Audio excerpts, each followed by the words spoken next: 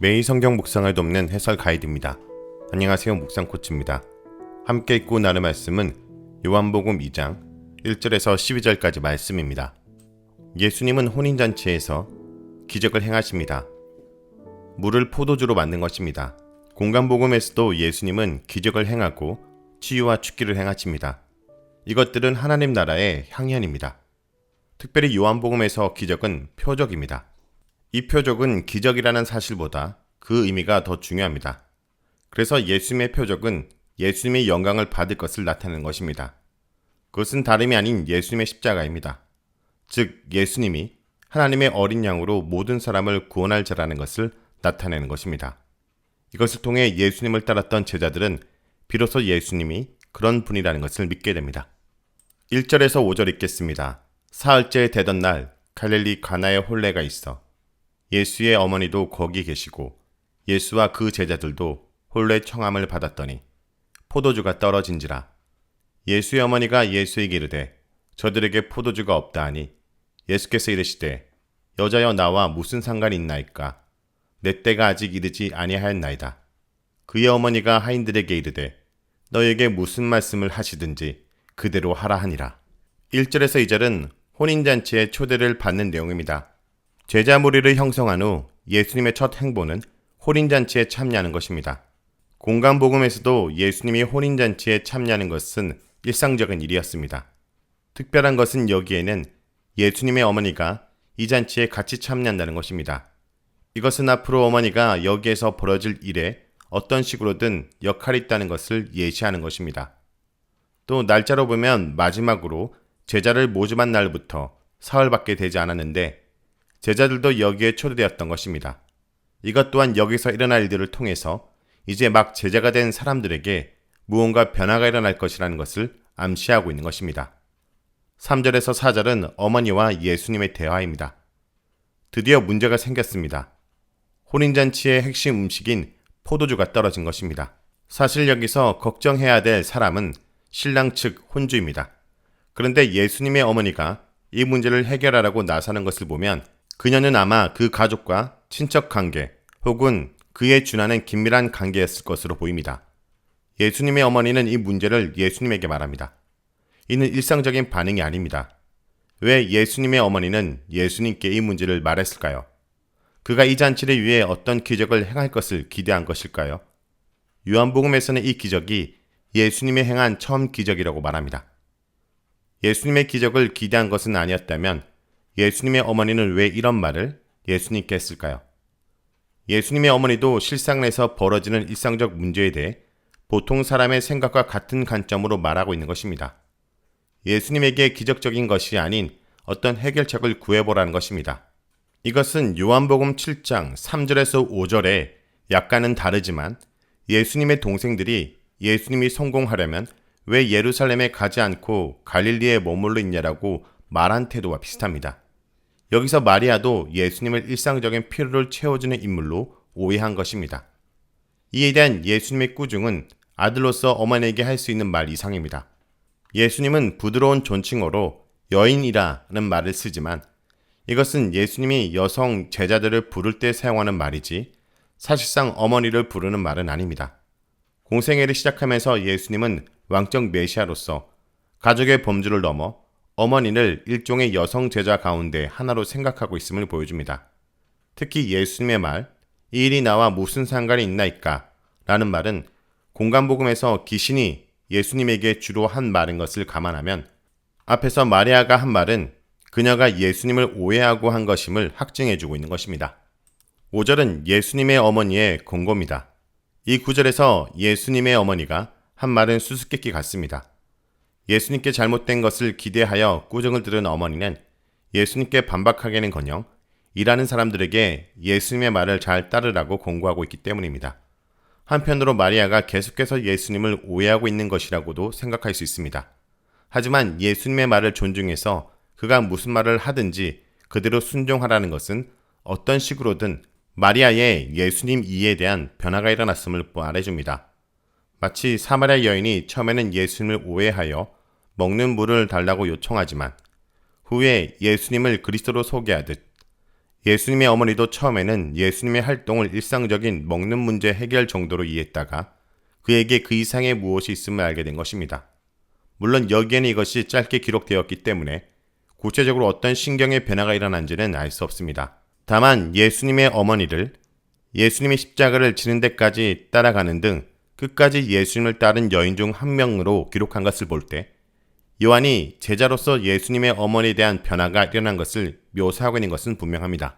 특별히 1절에 사흘째 되던 날이라는 표현은 1장 43절에 이튿날이라는 표현과 함께 두 이야기, 예수님이 나다나엘을 부르신 사건과 물을 포도주로 만든 사건과 서로 연관이 있음을 암시하고 있습니다. 다시 말하면 예수님과 나다나엘의 대화에 나온 예수님의 정체성이 가나 혼인잔치에서 물을 포도주로 만드신 사건을 통해 증명됩니다. 하나님의 아들이시요 이스라엘의 임금이신 예수님은 물을 포도주로 만드심으로 자신의 정체성을 드러내십니다. 또한 예수님이 나다나엘에게 약속하신 더 큰 일이 가나에서 행하신 표적과 연결된다라는 것을 보여줍니다.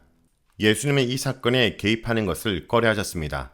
때는 요한복음에서 시사하는 바가 큽니다. 정간사로 쓰였는지 유무에 따라 두 가지 용례로 나눌 수 있습니다.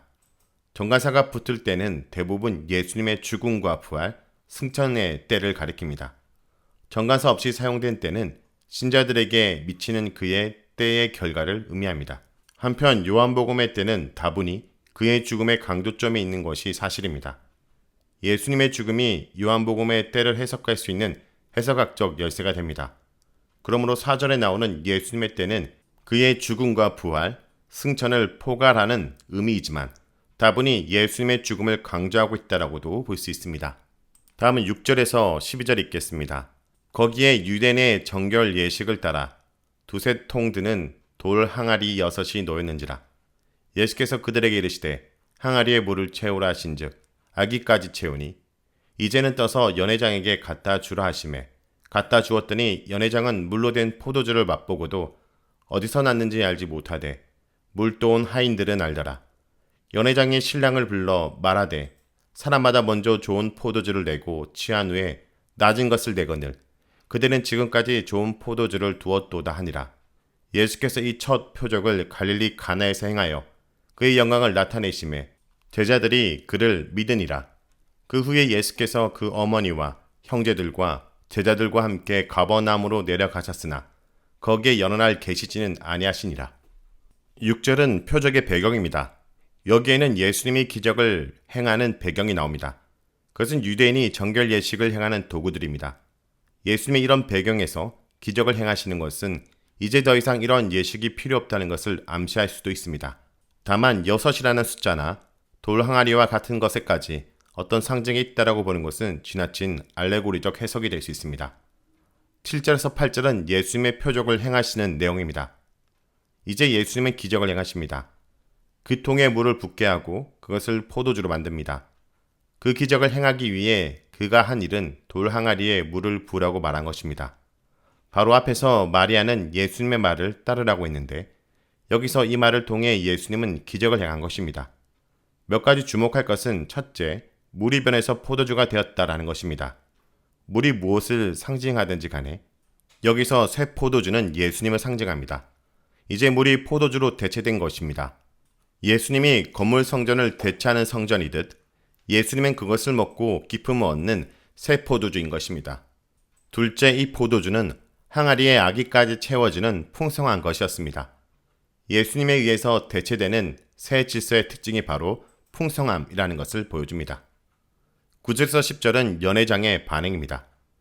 예수님은 하인들에게 이것을 연회장에게 맛보게 하라고 명령합니다. 그는 그것을 맛보고 깜짝 놀랍니다. 예수가 기적을 행해서 만든 포도주가 인간이 만든 어떤 포도주보다 훨씬 더 좋았기 때문입니다. 그것은 일반적인 일이 아닙니다. 연회 초반에 사람들이 취하지 않아서 맛을 잘 알 때는 좋은 포도주를 내놓다가 취하기 시작하면 질 나쁜 포도주를 내는 것이 일반적인데 이 집은 그렇지 않은 것입니다. 이 사람은 이것이 예수님이 기적을 행해서 만든 포도주인 것을 알지 못했기에 이렇게 반응하고 있습니다. 하지만 하인들은 자기가 부은 것이 물이기 때문에 알고 있었습니다. 이들은 기적을 목도했습니다. 예수님의 기적을 목도한 사람은 믿음으로 반응할 기회가 있다는 것을 요한은 말하고자 하는 것 같습니다. 여기서 요한의 초점은 예수님이 주는 새 질서, 새 포도주는 이전 어떤 것보다 더 좋은 것이라는 데 있습니다. 11절에서 12절은 표적과 영광입니다. 요한복음에서 예수님의 기적은 주로 표적이라 일컬어집니다. 이는 예수님의 사건이 단순히 신적 능력을 나타내는 것이 아니라 그 사건이 어떤 계시를 함의하고 있다라는 말입니다. 무엇보다 표적은 예수님의 정체성에 대해 말하는 기적입니다. 그는 죽음을 통해 영광 받는 자라는 것입니다. 물론 여기서 제자들이 아직 그것을 완전히 깨닫지 못했지만 인간으로 할 수 없는 기적을 행한 것을 보고 예수님의 신으로서의 본질을 알게 된 것입니다. 요한복음은 이것을 제자들이 믿으니 라고 기록하고 있습니다. 이렇듯 예수님께서 표적 영광을 나타내셨지만 모든 사람이 믿음으로 반응한 것은 아니었습니다. 하인들은 표적을 보았고 연회장과 하객들은 포도주의 맛을 보았지만 표적에 담긴 하나님의 영광을 알아차리지는 못했습니다. 본문은 제자들만이 믿음에 이뤘다고 말하고 있습니다. 이는 예수님의 표적의 목적이기도 합니다.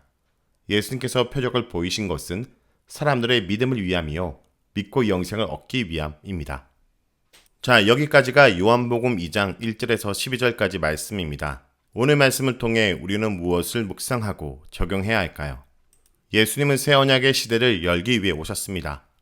가나 혼인잔치의 가장 중요한 필수품인 포도주가 떨어졌습니다. 이것은 축제의 날이 순식간에 불평과 수치와 구설수의 날로 바뀔 위기의 순간이었습니다. 결핍, 이것이 하나님을 떠난 인간의 조건입니다. 기쁨이 사라진 인간의 실존 상태가 포도주가 떨어진 잔치집과 같습니다. 그러나 이 잔치가 수치가 되지 않고 더 풍성한 잔치가 됩니다. 예수님이 가져오신 하나님 나라는 인간이 기대한 것 이상으로 풍성한 나라입니다. 예수님은 잔치집의 수치를 기쁨으로 바꿔주신 정도가 아니라 사람들이 기대하고 상상할 수 있는 것 이상으로 풍성한 잔치, 탁월한 잔치가 되게 하셨습니다. 이것이 새 언약 시대에 누려야 될 축복입니다. 성도 여러분, 예수님은 새 시대를 가져오셨습니다. 그 이전에 간간히 누렸던 축복과 양적으로 질적으로 비교할 수 없는 축복을 가져오는 나라입니다. 무엇보다 그날 맹물 같은 우리가 향기 나는 포도주로 바뀌는 역사가 예수 그리스도 안에서 일어났음을 믿고 살아가는 주의 백성들이 되길 간절히 기도드립니다.